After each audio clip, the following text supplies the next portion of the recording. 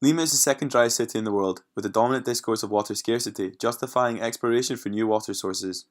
Construction of mega infrastructure projects such as desalination plants and water transfer schemes is prioritised, despite water wastage in a deteriorating network. However, it is uneven distribution rather than scarcity which is the greatest impact on water availability. While around 1.5 million people, mostly in the periphery, do not have access to network water and sanitation provision and rely on small-scale private water trucks, people in the city centre of Lima consume over 500 litres of water per day. Behind these different realities, socio-environmental injustices are being reproduced and everyday risks are accumulated simultaneously. In the periphery of Lima, we identified 4 risk traps stemming from a lack of water and sanitation access, predominantly affecting the marginalised and poor. An infrastructure trap occurs as reverse urbanization processes without infrastructure force reliance on needs-driven practices. Rapid urban expansion and land trafficking exacerbate the situation, meaning construction is forever playing catch-up. The resulting fragmented water provision can impact on the potential for future networked infrastructure connection. The reproduction of a poverty trap occurs as those already in poverty and without land tenure struggle to access formal networks. This forces people to rely on poor quality water from expensive private and informal vendors, which can charge up to 5 times the net worth. This increases the percentage of income spent on water, lowers the capacity to escape poverty, and perpetuates already unequal access. Poor quality and insufficient quantities of water produce a hygiene trap, where vulnerability to waterborne diseases such as cholera and typhoid is increased. The reliance on pit latrines also significantly increases the risk of infection and illnesses. This can lead to livelihood losses, reducing people's financial capacity and impacting the poverty risk trap. Women often bear a much larger burden when it comes to the water and sanitation, creating a gender inequality. For example, women are usually responsible for collecting the water from private vendors. Climate change is adding to the water and sanitation challenges in the city. The recent El Niño caused severe flooding, leaving Lima without water access for 10 days. These events are becoming more frequent and will further increase the vulnerability of everyone in the city of water stresses, regardless of socio-economic status. Therefore, transformative change is desperately needed to disrupt the accumulation of risk traps and ensure environmental justice. We define transformative change as challenging the status quo of supply and provision through processes of incremental change. This utilizes existing resources to maximize capacity and efficiency and is innovative, socially and technically. The processes of transformative change has to occur at different scales, both temporal and spatial, and needs engagement from multiple actors including communities and policymakers to ensure holistic impact. The outcomes must be sustained over time and improve the quality of life for all citizens and the environment, which are intricately interrelated. Transformative change needs to achieve universal connection through an inclusive and democratic process. Therefore, we analyse the water and sanitation situation in Lima using the environmental justice framework concerning distribution, recognition, and participation. Complementing the commitment by Lima's water governance institutions, including the Ministry of Housing, Construction and Sanitation, the municipality, SEDAPAL and SUNAS to ensure 100% access, the discourse of water as a human right is currently going through the Peruvian Congress. However, the human right to water is only seen as an economic right for those who can afford it, but all citizens should be recognised, especially the low-income peripheral communities facing everyday risk traps. Moreover, recognition of the environment and ecological infrastructure is essential. Procedural environmental justice is required in order to uphold the populations, specifically the periphery's rights to be informed and to participate in the decision-making process. Transparency ensures accountability and prevents actions breaching environmental laws. Based on this, we formulated 3 main research objectives. Firstly, to investigate to what degree our projects are transformative, identifying the present elements of transformative change. Secondly, to understand the conditions under which they can bring transformative change. Finally, to understand how to integrate them into the wider framework for water and sanitation provision in Lima as part of a holistic vision for the future. Our fieldwork included semi-structured interviews with a range of actors, community focus groups, transit walks, and actor workshops, all of which was supplemented by academic sources and institutional documents. Our first key finding was regarding the schemas. Based on initial research in London, we understood the schemas as a community coping strategy to lobby SEDAPAL for water and sanitation access. However, our fieldwork revealed that schemas are actually SEDAPAL's long-term strategy to tackle maldistribution and achieve 100% access, which formally recognises the diverse water and sanitation needs of the marginalised. The Lima periphery is divided into subsections, with different schema numbers assigned to each area. The management process and financing of the different schemas involve various actors, including municipalities and international actors such as the Inter-American Development Bank. Community elected committees also work with Sedapal to create community plans and provide housing ownership certificates. Once an schema has been certified, construction of the pipe network is carried out, bringing regulated water and sanitation provision to the periphery. This removes the reliance on provision from overpriced, poor-quality water from private trucks, the collection burden of which commonly falls on women, contributing to a reduction in all four of the peripheral risk traps. However, there are weaknesses in the schema's vision. There's a big disparity in the timeframe for completion between schemas, as they get prioritised based on factors such as closeness to the natural water source and the central piped network. This is privileging northern areas and leaving behind those in the south, which won't be completed for up to 10 years. This is affecting the ability to ensure just distribution to all. Such disparity is based on the perception of scarcity and that a new water source is needed for southern schemas. This is emerging under a growing water as a business mandate and privatisation trends within Sedapal. However, an increasing focus on large-scale private solutions is actually raising costs and hindering water provision.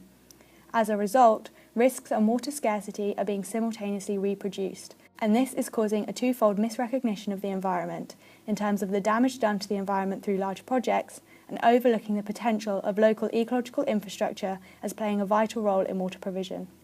Está por $2 por metro cúbico, que es caro.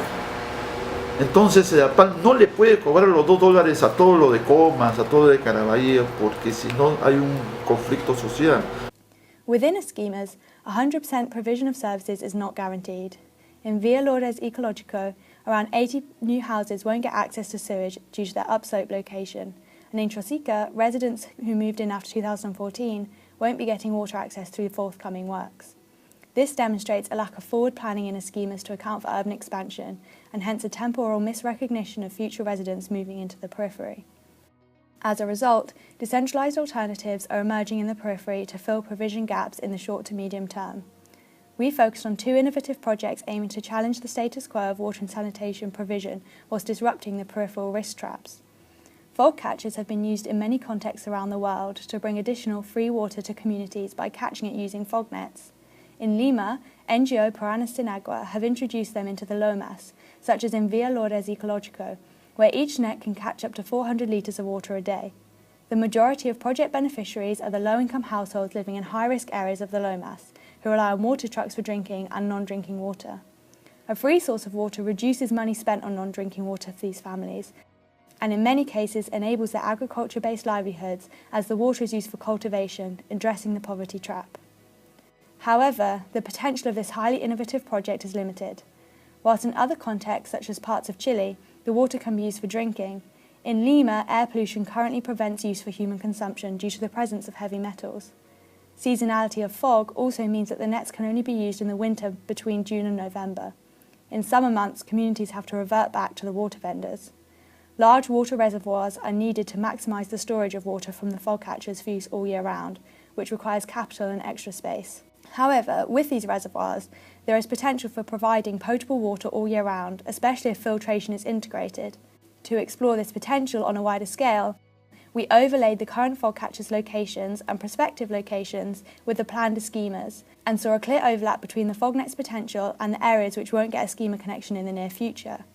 This means that synergy between the two projects could bring new water supply to areas unserved by the schemas and provide water in the short to medium term. Fog catchers can also be used to re-establish and protect the Lomas through reforestation, thereby diminishing future risks of flooding and landslides, and maximising the ecological value of the fog nets. When speaking to the Lomas conservation group Asociación Ecológica Lomas de Primavera, they supported this possibility and were keen to form a formal alliance with the fog catchers. Regarding sanitation, Social Enterprise X-Runner have installed over 700 dry toilets in the San Juan de Miraflores district.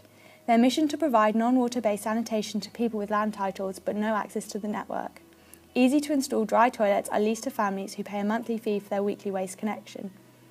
Their approach focuses on fostering capacity and knowledge building within the community through regular engagement and hygiene education. We also found future potential for a full circular economy and environmental regulation by selling the feces compost for agricultural purposes. This could help communities escape the poverty risk trap, but requires regulation from the Ministry of Health. Problematically, the capacity for project growth is limited in several ways. To drive community adoption and economies of scale, the project has to be highly localised. The taboo of promoting dry toilets to your neighbours and the monthly cost also restricts adoption by whole communities, hindering the potential to disrupt hygiene traps as pit latrines remain in the community. Finally, dry toilets are not recognised at higher institutional levels, such as in the municipalities and ministries of environment and health, resulting in a significant lack of funding and over-reliance on international donors. Additionally, for both projects, there is a fear from communities that project involvement could prevent them from getting access to water and sanitation through the schemas, which is being further perpetuated by complex and unclear schema management processes. Therefore, currently both projects remain isolated pockets of innovation with no overarching strategy, resulting in little engagement and trust from both communities and municipalities.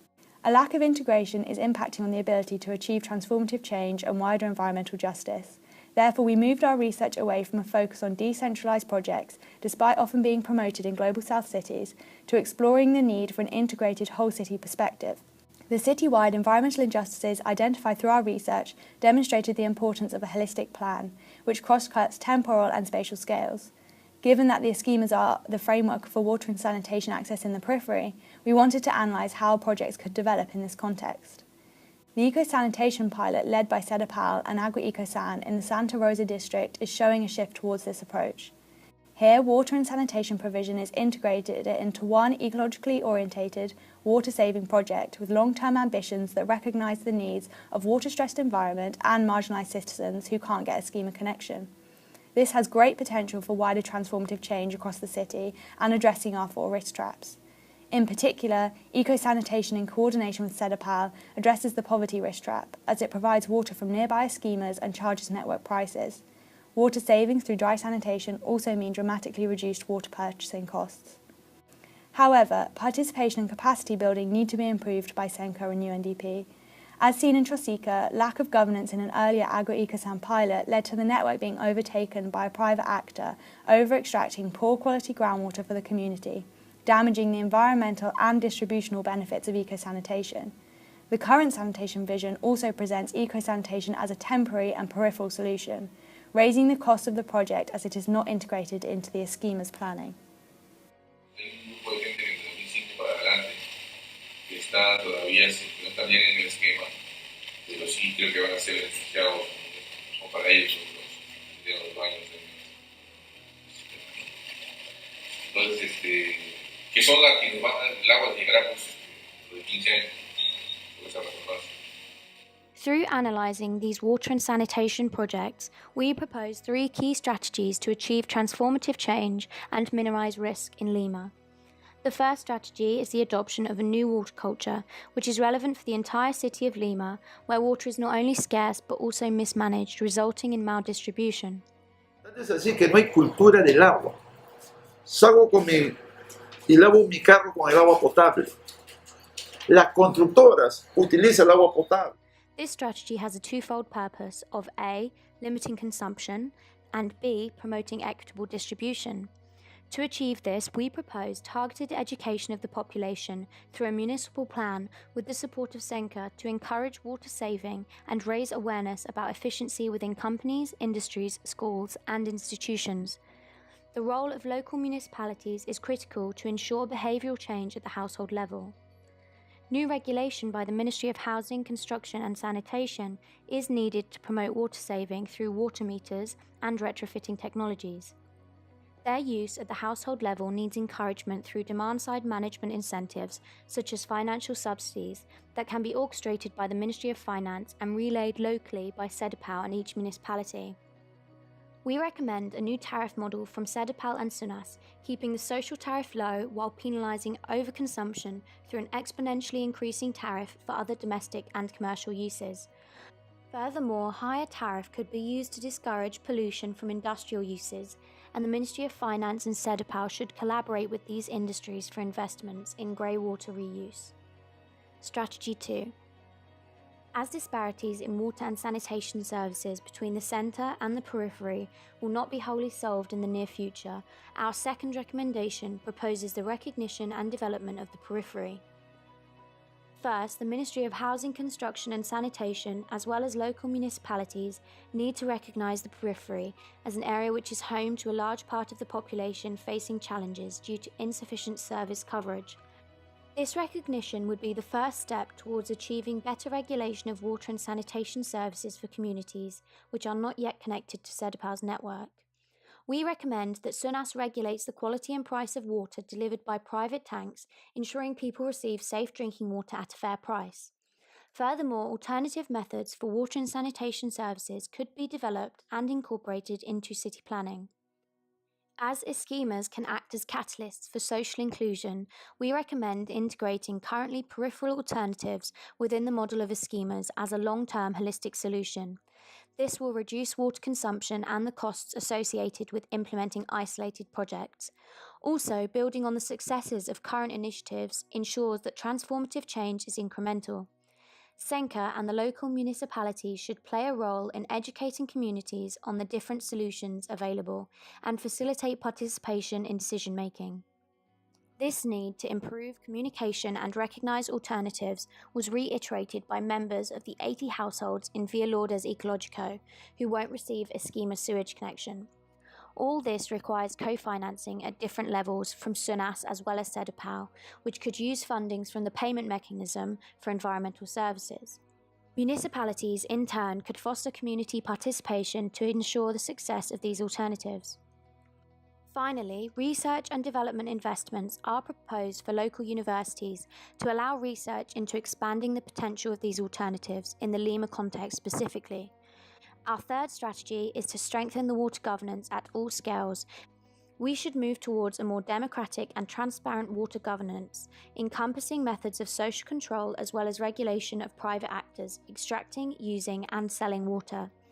In terms of transparency, the communication gap between the institutions, municipality, and communities must be reduced, and the production of knowledge and the socialization of information across all levels should be promoted.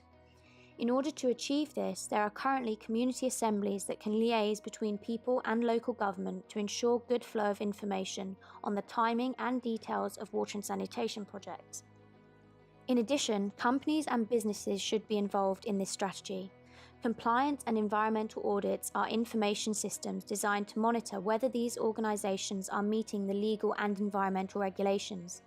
This strategy will involve the disclosure and transparency of their operations to ensure accountability to the population.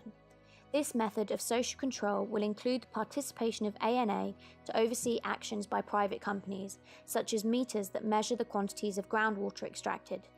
These measures clarify the responsibility of the different actors and support Recommendation 1, which looks to create more equitable water consumption and distribution.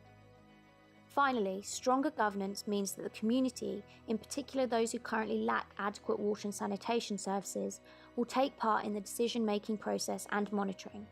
This more democratic process will facilitate better recognition of those living in the periphery, parity of their participation, and accountability from decision-makers, whilst building a stronger relationship between the different actors.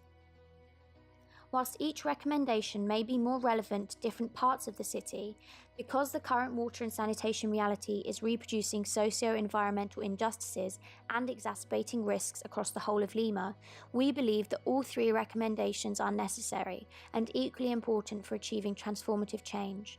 The potential of unconventional approaches can be harnessed to reduce risks in the periphery if they are recognised and developed, but this must occur together with new democratic governance mechanisms and progressive policies by actors at multiple scales that target the wider city and place safe and affordable water for all at their core.